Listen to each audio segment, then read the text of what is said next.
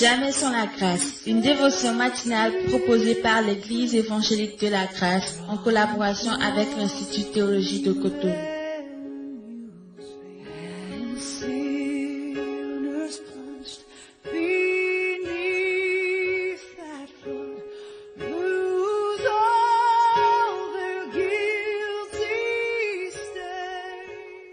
Bonjour chers amis, chers internautes, nouvelle journée, bienvenue dans cette nouvelle dévotion de ce matin, d'où Jésus.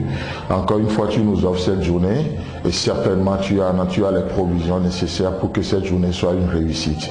Communique-nous cette provision au travers de ta parole ce matin, en ton nom précieux Jésus. Amen. Alors je vous propose pour ce matin et dans les jours à venir, Dieu voulant, un passage dans 2 Rois. Et ce matin, nous tournons dans 2 Rois, chapitre 5, le verset 15, où il est écrit.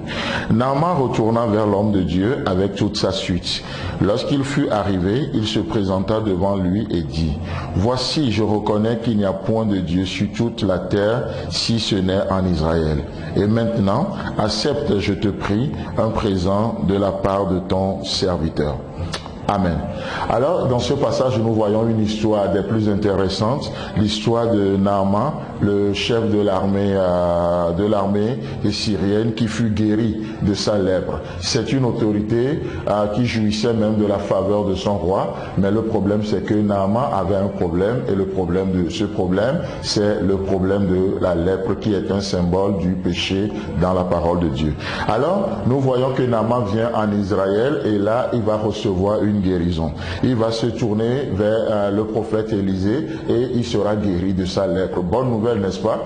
Alors, comme tout homme normalement bien constitué, qui va exprimer sa reconnaissance après un bienfait, Naaman va apporter les cadeaux, les présents à Élisée. Élisée, voici les cadeaux.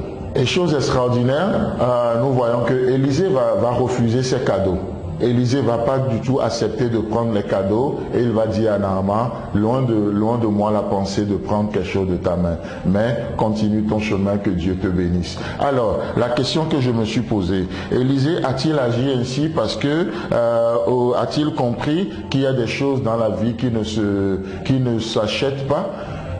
C'est intéressant de voir cette question, mais ça, les choses qui ne s'achètent pas juste pour la simple raison que ce ne sont pas des choses qui sont à vendre.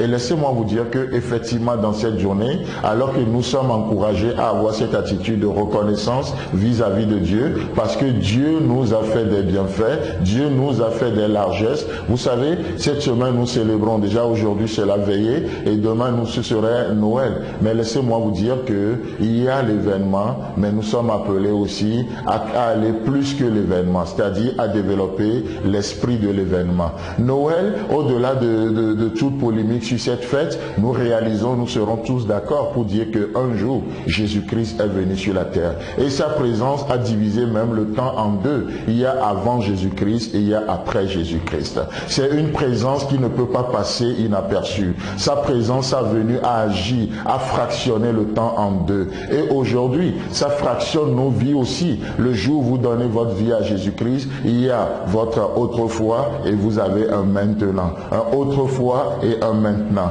Donc, du coup, nous sommes appelés à être reconnaissants, mais laissez-moi vous dire qu'il y a des choses qui ne sont pas à vendre. Parce qu'on ne peut même pas les acheter. Vous savez, ici, la guérison divine se donne par le Tout-Puissant. Elle n'est pas à vendre. Dieu guérit comme il guérit. Dieu ne vend pas ses bénédictions. Les vraies bénédictions, la vraie guérison, Dieu ne la vend pas. Dieu donne, il guérit qui il veut, comme il veut, quand il veut, par qui il veut. Et dans cette journée, laissez-moi vous dire que Dieu n'aura pas besoin de demander la permission à qui que ce soit avant de vous faire du bien, avant de vous visiter. Oh, il y a des choses que Dieu ne vend pas. Les faveurs de Dieu ne se méritent pas. Dieu décide de les donner. L'amour de Dieu, l'amour se donne. Elle n'est pas à acheter. C'est vraiment magnifique. N'est-ce pas ce que Paul nous dira dans son épître aux Romains? Les appels et les dons de Dieu sont irrévocables. Chers amis, chers internautes, ce que Dieu fait est à la mesure de qui il est. Ce que Dieu donne est à la mesure de qui il est. Dieu est un Dieu éternel. Alors il ne se répand pas de ses dons. Il donne à qui il donne, comme il donne, quand il donne et pour un but donné. Dieu est un Dieu éternel. Ce qu'il fait est éternel. N'est-ce pas? Oh, c'est vraiment merveilleux. Que Dieu vous bénisse vraiment dans cette journée. Alors que nous nous préparons pour célébrer Noël, on ne célèbre pas une date, mais nous célébrons une personne, la personne de Jésus-Christ, qui est venu dans ce monde et qui a fractionné le monde le temps en deux. Et ce matin, oh chers amis, chers internautes, Jésus-Christ veut naître dans ton cœur. S'il naît dans ton cœur, il est capable de fractionner ta vie en deux. Tu auras un avant, tu auras un autrefois et tu peux avoir ce matin un maintenant. Que Dieu te bénisse et Dieu voulant, on se retrouve demain.